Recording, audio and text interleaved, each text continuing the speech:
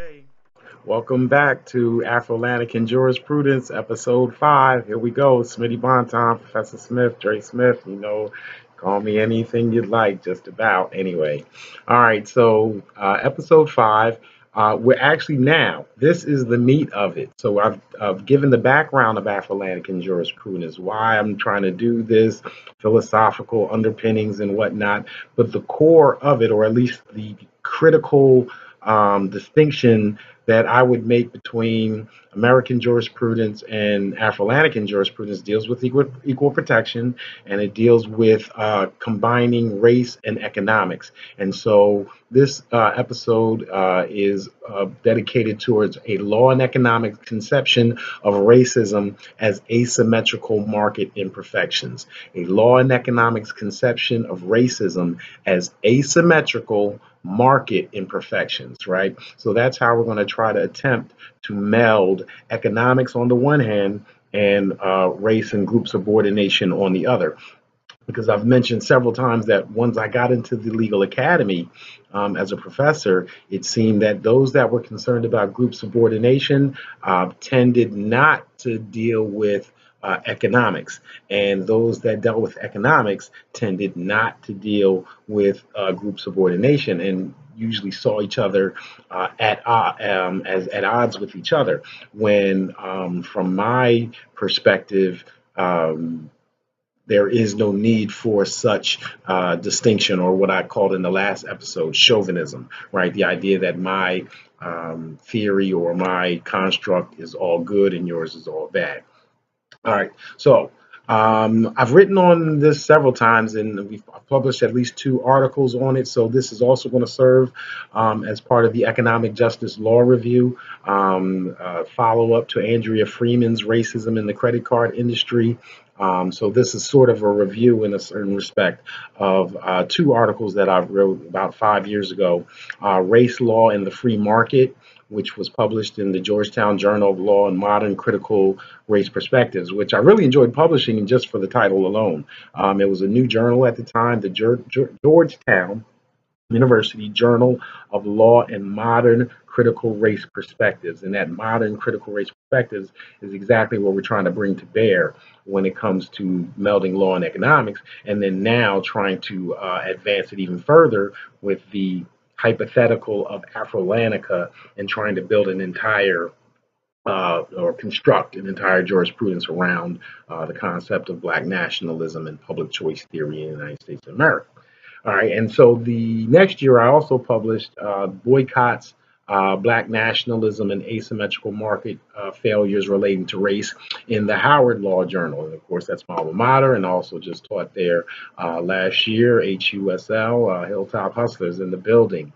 I tried to take a slightly different tact. The first article I wrote on asymmetrical market imperfections relied on interest convergence and suggests that the judiciary and a public coalition and all that should get behind describing racism as asymmetrical market imperfections, that we have a duty to ameliorate it and fix the market. And that not only helps Black people, but it helps the claim and the actuality, or the institutions that are supposed to preserve merit in the United States. And that's supposed to be what we're all after. So there's an interest convergence there. However, when we speak of interest convergences, we tend not to also speak of interest divergence. And so, to the extent there is interest divergence, there is, under Derek Bell's theory, there would not be a public coalition to address racial subordination, and that will require private protest tactics, and I'm all for boycotts and things of that nature. So that is what that article was about. Both of them relied on, again, this concept of asymmetrical market imperfections. So let me give you basically a very quick brief or synopsis or abstract, and then again, piece by piece, we'll break it down and hopefully make it more understandable and attractive, because I do think it is a construct that can be used in a multitude of contexts: judicial, administrative, even by civil rights organizations and think tanks and whatnot. So So thanks to Rhonda Williams, Samuel Myers, T.C. Schelling, and other economists at University of Maryland, College Park, and DePaul. I spent my first 2 years in undergrad at DePaul, so I got to give them a little credit. But Dr. Rhonda Williams, I worked as her research assistant, economics, crime, and law, race and discrimination, where she taught, she introduced us to Gary Becker. And other constructs such as Samuel Myers talked about crime and law enforcement. Had a great time. But what I did, I learned from these economists who definitely used the mathematical constructs to prove their points, was that the free and meritocratic market just doesn't exist. That the free market, or at least free market ideology, and some people would even call it free market fundamentalism, requires relies on four assumptions, right? That the math doesn't work unless we assume these four things, right? That number one, that everyone can enter or leave any market that they choose. Right, that's called perfect competition. Everyone knows everything about all goods and services. There's nothing hidden, and we call that perfect information.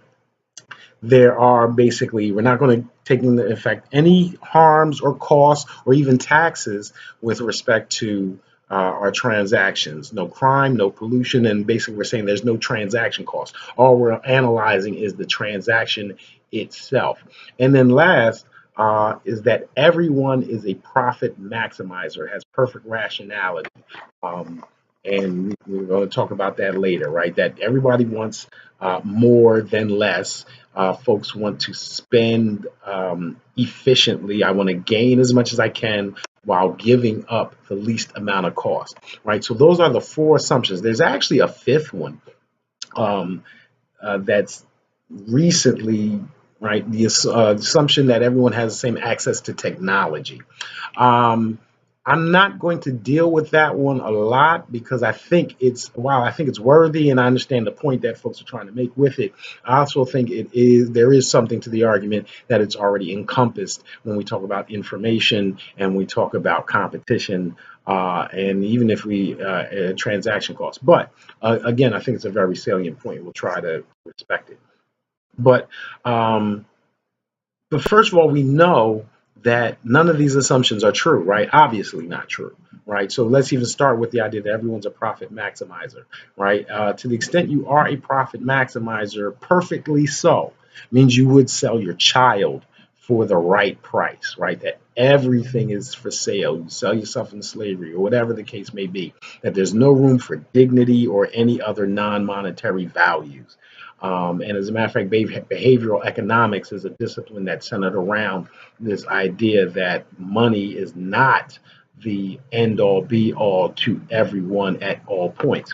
As a matter of fact, we can talk a lot later, or a little bit later, about Stephen Garcia and his experiments on race, right? That race and profit produce what some would call irrationality, but you can call it what you want. It's real that people do, in fact, act inefficiently in the long run in favor of their own group solidarity, right? And then we could also talk about withdrawal. Some people withdraw from society in several ways, religiously.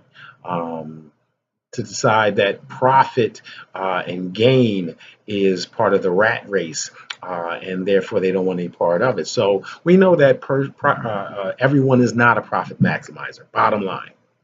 So that assumption fails, right? So it's useful, that those assumptions are useful towards creating mathematical constructs that describe tendencies, right? Not taking that away from them. I love economics. I enjoyed it, graduated with my degree with it and all that. But we have to understand its limitations, and its limitations tell us something.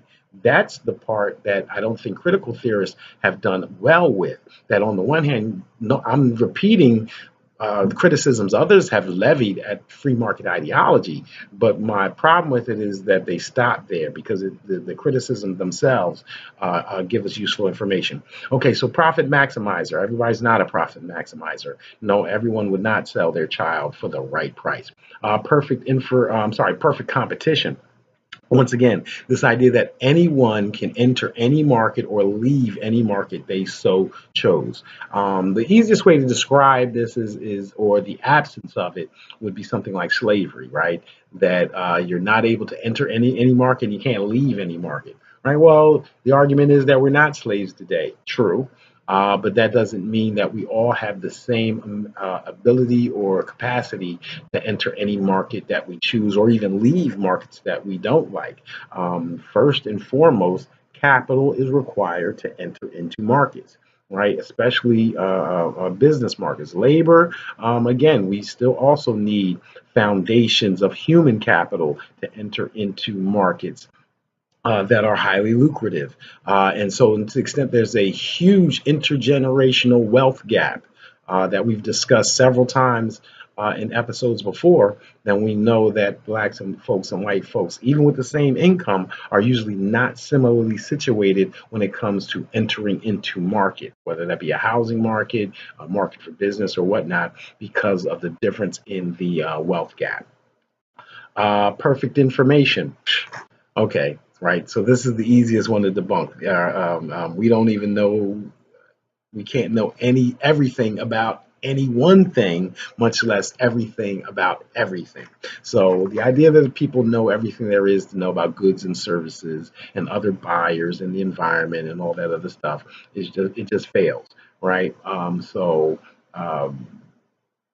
We'll move on to transaction costs, which also ubiquitously fails, right? Transaction costs are everywhere. First of all, taxes. There's very few societies you could find for me in the history of the world that didn't levy taxes. And even if the taxes were just your labor, your participation in the marketplace has been taxed for thousands of years, and I really don't know any society where it's been absent. Aside from that, again, pollution, crime, things of that nature, injuries, those things are costs that are not accounted for often in the price that the producer charges the consumer, and those are transaction costs. So, if the free market requires this is what's important. Free market meritocracy requires it, and it is absent, then we can describe the unfairness of society, and we can do so consistently with 20th century's America's favorite philosopher, John Rawls. We'll talk about that later. By the extent people can't enter into or leave markets, the extent information is hidden and false, the extent to which pollution and crime go unaccounted for, those instead of criticizing the free market, it stands, but it also describes the extent to which people in the society or the outcomes of society do not reflect merit, right? And moreover, we can describe structural racism. Again, moreover, we can describe structural racism in terms of how the imperfections in competition are asymmetrical as to race, meaning blacks have different and disproportionately higher barriers to entry, as we just talked about with capital. Blacks have different and disproportionately more egregious stereotypes about us, right? So information may be imperfect, but is asymmetrically imperfect with respect to black people. And the and the extent which and black people pay a disproportionate amount of taxes, experience more pollution and crime and other externalities of society, right? So again, when we're talking about Black Lives Matter, we're talking about the cost of society, especially to the extent we're policing for profit, right? We are charging black folks more to live, right? Some people call it that a black tax, right? The idea that fines, that we're just criminalizing any part of black life, almost similar to the black codes of the late 19th century and other time periods, then we're basically disproportionately taxing black people and forcing them to us to pay for the budget deficits that have been accrued over the Starve the Beast era, and I'll talk about that much later. right? So structural racism as it relates to property or capital can and should be described, especially by our court system, as asymmetrical market imperfections relating to group subordination. The same construct can be transported to describe subordination relating to gender, sexual orientation, ethnicity, and any group whatsoever, right? So that is the theme, right? That is the central tenet of my version of Afrolantican jurisprudence. That if I was on the Supreme Court of Afrolantica and we were creating our equal protection jurisprudence, I would be willing to set aside rules, laws, regulations that exacerbated group subordination in terms of asymmetrical market imperfections. Those rules, laws, and regulations that discourage one group over another from engaging in the market in the first place. We could even talk about that as hate crimes. To the extent we have laws or rules or regulations that deprive one group of entrance into the marketplace, either expressly or implicitly, that it should be a concern. To the extent laws, regulations, and whatnot cause asymmetrical information about one group and asymmetrical information available to that group, then it should be set aside. And laws, regulations, and rules that produce transaction costs that are asymmetrical, that levy a disproportionate amount of society's costs on one group over another, should also be set aside. And that is part of Afro-Atlantic jurisprudence. That's why on top of that, I'm purposely saying group subordination rather than just racism, right? Because on the one hand, I'm asking the United States Supreme Court to recognize racism as asymmetrical market imperfections. But the reason why I'm confident that that is a useful construct is because even if we were in Afrolantica, that's still what I would be advocating for. That even if black folks, if it was a black hegemony and black folks had the majority of capital and rights and whatnot, that in that environment, to fulfill our duty to create the better system and contribute to the world and not just take material advantages, our system ought to recognize when we are in fact or allowing subordination through groups and not in our place of whatever you want to call it, superiority through merit, right? Okay, so let's talk a little more precisely about each construct, right? I want to break each one down a little further. So on the one hand, I hope you're getting what I'm saying about asymmetrical market imperfections. But now let's talk about each of those four components. On the one hand, we have asymmetrically perfect competition. We mentioned this before, the ability to enter into or leave markets. And again, from a racial perspective, and this is what we're going to do later when we go through the history of economic racism and economic subordination through the United States, through taxes, through laws and whatnot. We're going to show first and foremost how they kept black people from competing in the marketplace. Again, the monopoly example that I use to explain why blacks are in the position we're in now, all relates to competition, right? That if slavery and Jim Crow apartheid represented basically a monopoly game, a game of Monopoly, you know, the game with the dice and the bulldog and the horse going around the boardwalk and all that. So imagine 5 players come together, 4 can go around the board as they choose, but one player is excluded from rolling their dice and going around and participating like the other players, right? That's like slavery. And so after 20 rolls of the dice and the other 4 players say, oh, we're wrong, let's now let the excluded player in under the same rules as we are in, right? Neutral rules, no favoritism from there forward. The game is not all of a sudden fair because the excluded player has much less capital, right? The other players have amassed capital and paychecks and whatnot. So the excluded player has much less capital to compete in that game of Monopoly. Also, they have less options and choices. The prime properties are now either have been bought and developed and are more expensive than they were at the beginning of the game. So that is the position we find ourselves. That person, that excluded player in the game of Monopoly, they're usually not even going to stay afloat. They're usually going to get put out of the game entirely. So this is how we're describing the asymmetrical inability for Black folks to enter into markets, and that is why it's that much more extraordinary, astounding, and we're so proud of those Black folks that do overcome obstacles and barriers and are able to compete with the brightest and the best, and more importantly, the most well funded.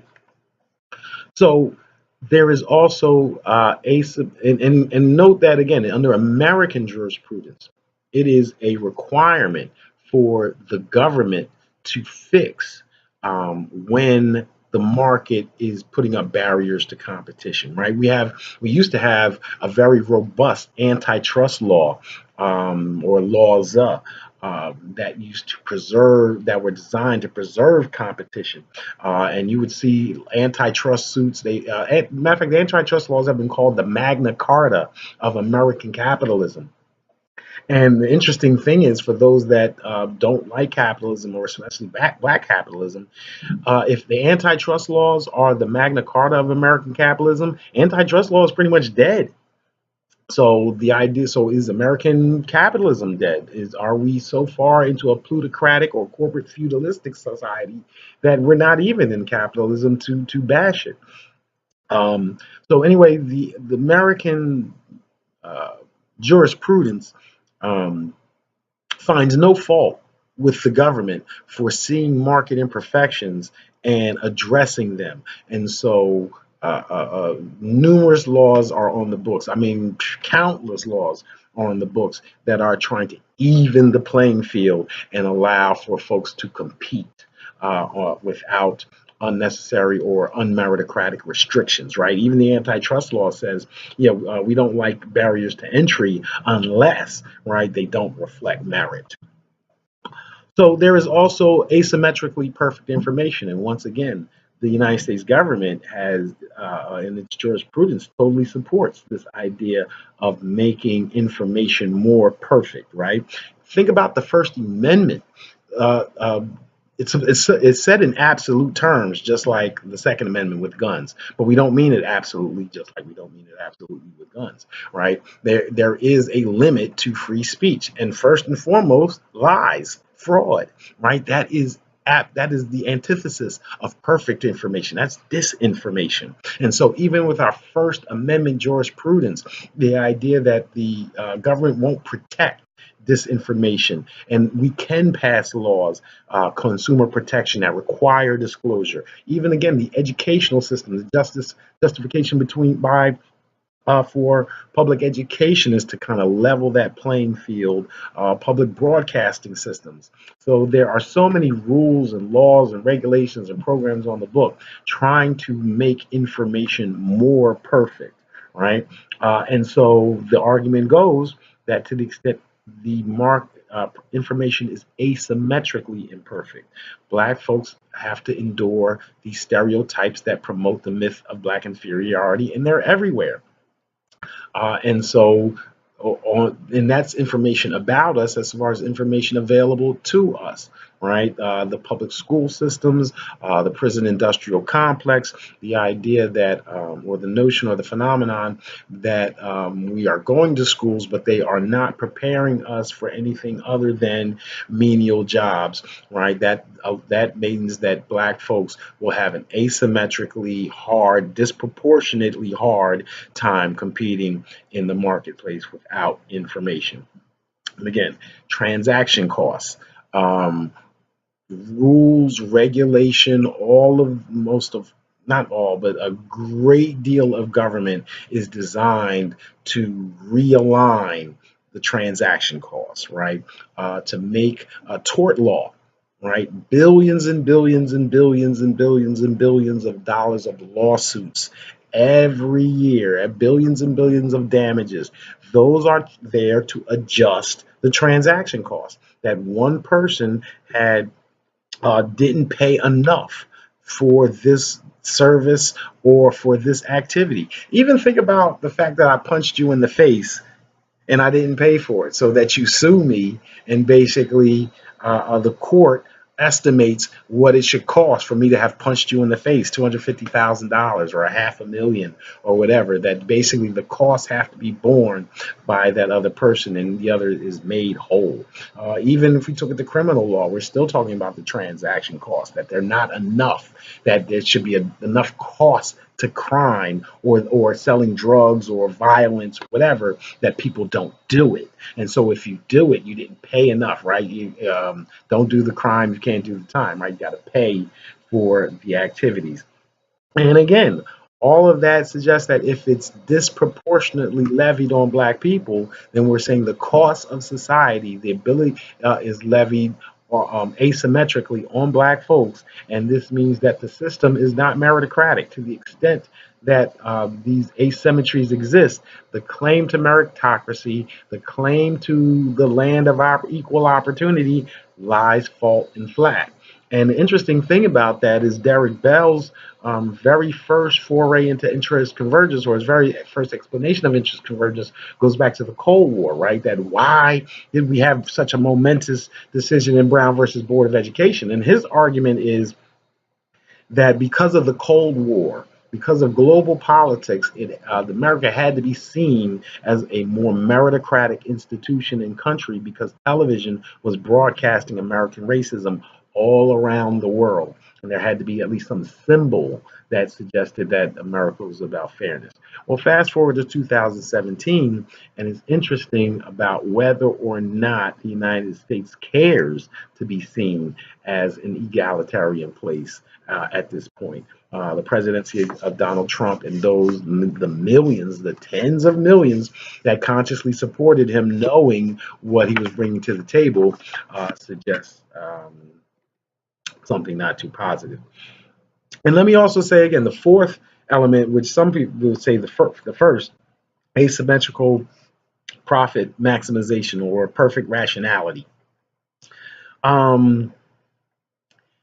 Here is where it's interesting that I think that the avowed racist makes the argument that such a thing is natural, that black people are slothful, lazy, prurient, and as a matter of fact, that is the usefulness to white supremacy of over sensationalizing and overproducing and over promoting gangster hip hop and things of that nature.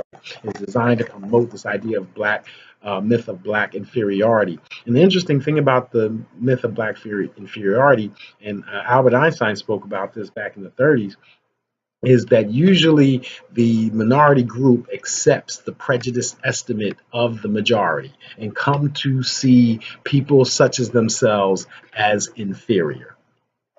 And when you do that, you tend to not engage in the marketplace. You tend to not see yourself as being able to compete. I mean, this is before you have the capacity to compete, that you don't even want to or have the desire to. So again, we have lots of organizations and institutions within the Black community that advocate just total withdrawal from the economic system as it is, even despite the fact that we've seen in the last 30, 40 years that capitalism or free trade or globalism or whatever you want to call it has pretty much squeezed out communism almost entirely, that it's pushed out socialism. I mean, we've increased social services, but the idea of a socialist nation has been diminished over the last 20 or 30 years. And so if we're going to continue more of like along this global trade scheme, then to withdraw or try to withdraw leaves us, I would say, as a matter of fact, defenseless. Think about the MOVE organization in Philadelphia. That is a group that entirely withdrew from the system, not talked about it on Facebook, but actually decided not to use the water, electrical systems, that they're not going to be involved in the trading system, whether it's either positive or negative in this nation. And unfortunately, they were attacked and almost, they still exist, but were practically obliterated. And we know how tragic, at least both of the movie episodes, especially the one in 1985. I also want to draw attention to the Khoikhoi, or the Sand Peoples of Southwest Africa, who also have totally are more or less a withdrawn people that do not engage in trade and technology, and therefore that is what you have, a people that have basically an egalitarian society. One person doesn't have much more than the others, and they're praised for not having been largely enslaved because one person can't make the others do what they wish or command. However, again, their numbers are dwindling and their access to technology is extremely sparse. And perhaps they like it that way. Again, I'm talking about the people that are featured in The Gods Must Be Crazy. And when he finds the Coke bottle at the end, throws it clearly off the cliff. So they enjoy their way of life. The question becomes, if we're going to choose that, we are free to choose that. However, we are free to choose that. And those of us that have not chosen that lifestyle are still engaging in this one, in the global quote unquote order. And so our prescriptions relate to that, and how do we cope with that environment. Okay. And as far as when we talk about laws and regulations and whatnot, hate crimes, right? The hate crime statutes are there to try to prevent the discouragement of profit maximization. And as a matter of right, lynchings and other types of hate crimes are designed to discourage and cower groups, right? Not the victim himself. The victim themselves actually suffers a physical harm, or perhaps some property harm. But the reason why the hate crime is enhanced is because it is designed to discourage other people within the group from participating in society, and particularly the marketplace. And that's why there's an interest convergence, and why you see those laws. On the one hand, yes, it is unjust, but it is also anathema to a free and meritocratic market. It also hurts GDP. Right. Remember, the civil rights movement was backed by lots of national corporations like a Howard Johnson's.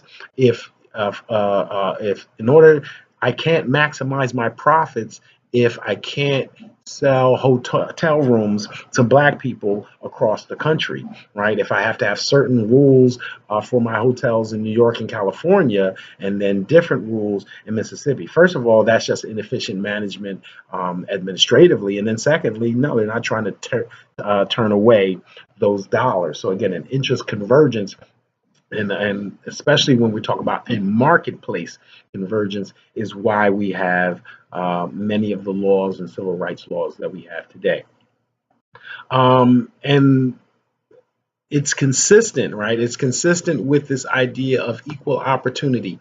John Rawls was one of his most famous books, A Theory of Justice, and that vaulted him into being basically considered the number one, or one of the top philosophers in the United States of America in the 20th century, relied on a concept of justice as fairness. And the reason why I believe it was so popular, again, it had to deal with race. Just like last time we talked about the style wars of interpretation, all had to do with race, because it dealt with whether Brown versus Board of Education, and whether the judiciary could consider race when it was the decisions. So too, again, with the John Rawls and the theory of justice, what's the bottom line? The bottom line is whether or not you can call yourself progressive or liberal, and therefore, quote unquote, good, and yet be against affirmative action and reparations. And so the case of justice versus justice as fairness says that we are to create equal opportunity as justice in this society, right? That we're supposed to create equal opportunity on the front end as a form, rather than rely on the consequence that everyone has now gotten an equal share, right? Because the argument would be that we as black people constitute 15% of the United States, and therefore we deserve 15% of all value, all income, or whatnot. Now, we do use that as a standard because, again, if you decide that everyone has equal worth, or equal capacities, are born equally, then you would think that that would be the outcome or somewhere close to it, right? That there wouldn't be material distinctions between black folks and white folks similarly situated, but there are. And there are because we're not similarly situated because of intergenerational wealth accumulation. And therefore, even if you argue that justice is fairness, then again, the market does not produce fairness to the extent the imperfections of it are asymmetrical as to race, right? So you can see how it works between John Rawls and merit and the marketplace and progressivism and neoliberalism, right? It ties it all together and argues that that as long as the market is providing equal opportunities, then any of the outcomes are just natural, a consequence of your own culture, of your own decision making, right? And it takes capital out of the picture. So we're here to bring capital back in the picture. We're here to bring the market imperfections back in the picture so that we can save John Rawls's theory, right? How about that? That yes, justice is fairness, that we are searching for equal opportunity. However, so long as the marketplace's imperfections are asymmetrical relating to race, and that includes most specifically the intergenerational wealth gap, then no, we don't have a fair society and therefore not a just society. And again, the make it just, we would be looking at reparations. But again, folks will invoke John Rawls against you on that, right? But again, I do still argue that the reason why I believe asymmetrical market imperfections is a construct is not just because it fits within John Rawls's theory of justice, but because in a materially, to the extent it helps create a freer market that increases GDP. Right? To the we just mentioned Howard Johnson's, that to the extent Howard Johnson's can now sell more hotel rooms, or national organizations can sell more of their goods and services to black folks and whatnot, then that increases GDP. Going all the way back to slavery, one of the weaknesses, one of the reasons the South was so weak and why it lost the war and whatnot, was because they didn't pay their workers. And if they didn't pay their workers, then their economy suffered because black people didn't have money to spend. And without money to spend, they didn't have any manufacturing outfits there. You didn't build chairs in the South. You didn't build beds in the South. You didn't build stuff in the make merchandise, fur coats in the South, because there was nobody to buy them. So if you lived in the South, you had to buy all that stuff from some New York wholesaler that shipped it to you and charged you a whole bunch of taxes, the federal tariff. Well, they didn't charge you that.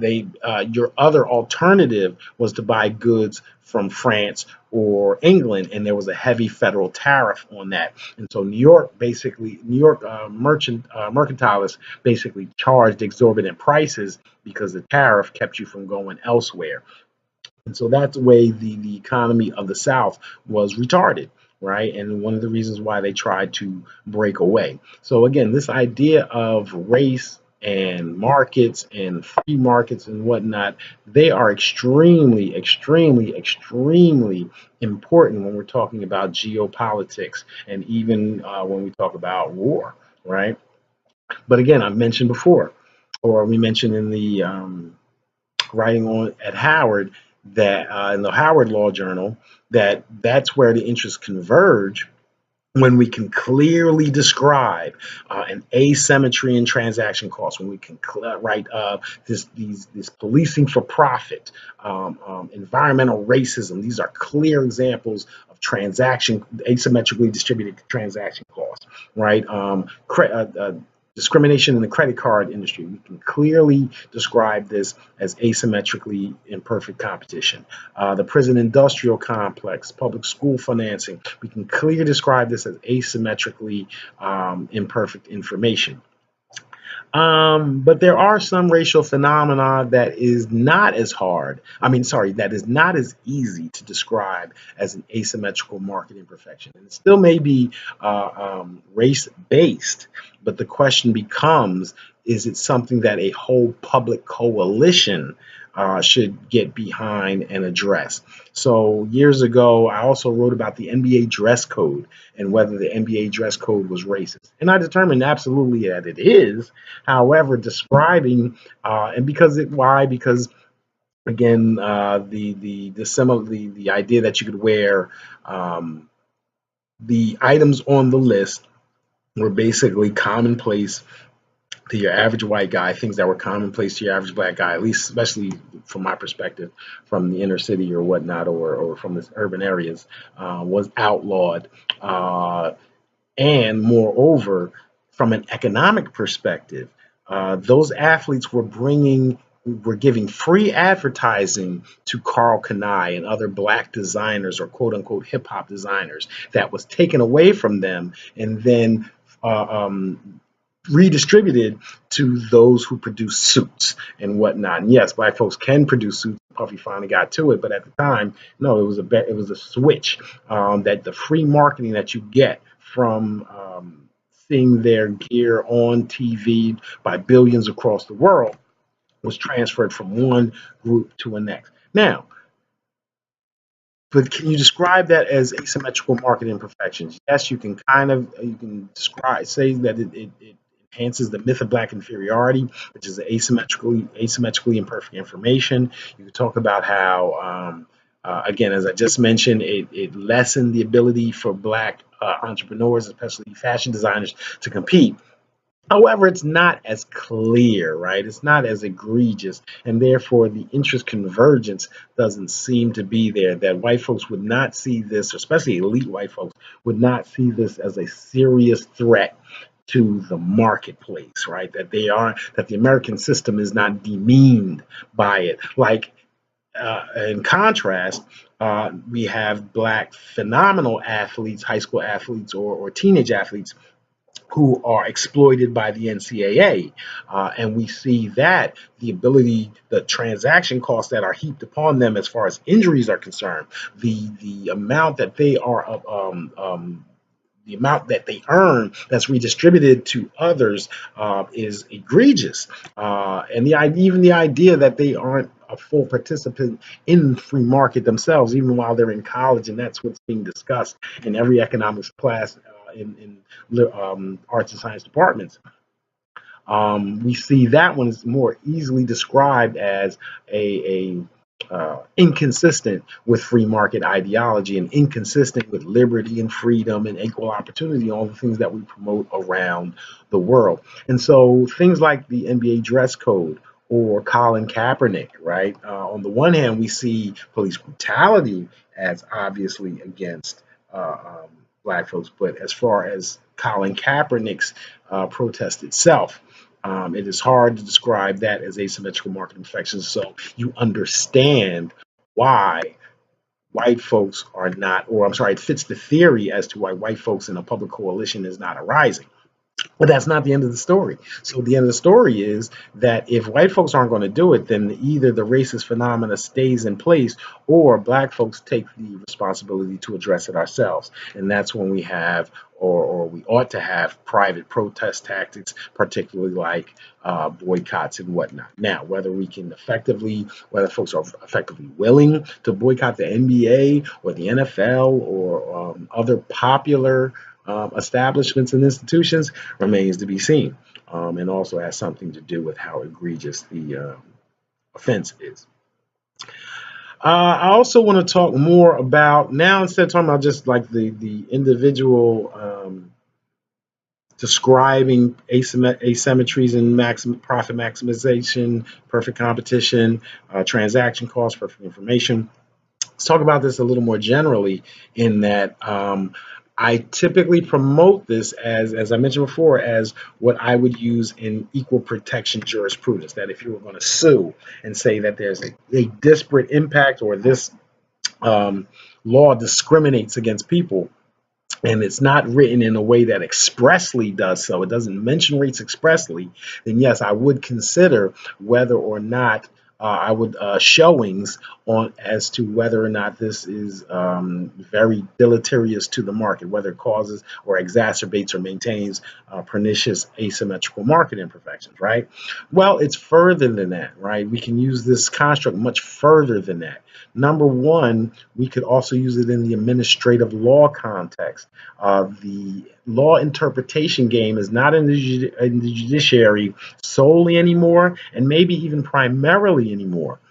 That because of the Chevron doctrine and others like it, the bulk of interpretations and of law happens in the administrative or the Article 2 branches. In other words, the departments, the bureaus, the boards, the commissions, right? Those folks basically get to say what the law means. If the law says no vehicles in the park and someone proposes excluding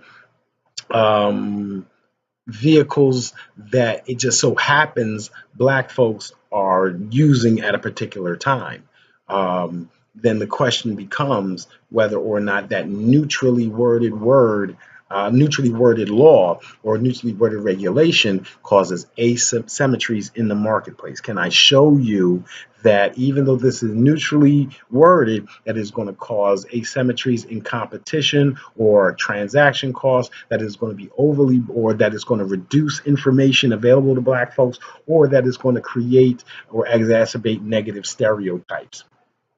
Um, so an interesting thing is I don't think we have an administrative law outfit or any part of a think tank or civil rights organization that monitors regulatory changes for whether or not there are racist consequences or subordinating consequences.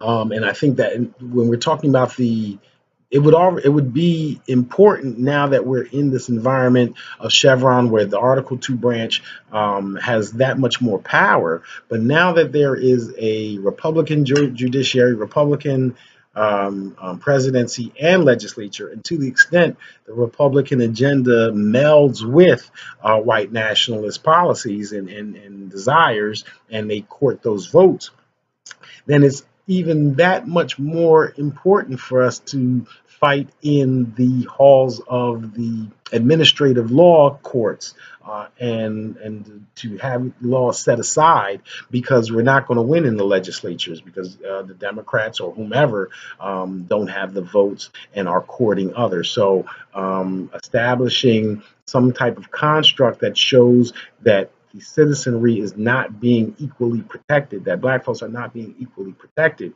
is something that we need to bring to the analysis in administrative law as well as judicial context.